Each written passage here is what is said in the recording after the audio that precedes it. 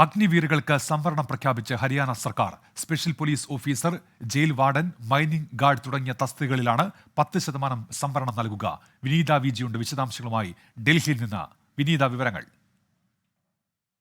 ഉമേഷ്, 10% അഗ്നിവീറുകൾക്ക് സർക്കാർ ജോലികളിൽ സംവരണം ഏർപ്പെടുത്തി.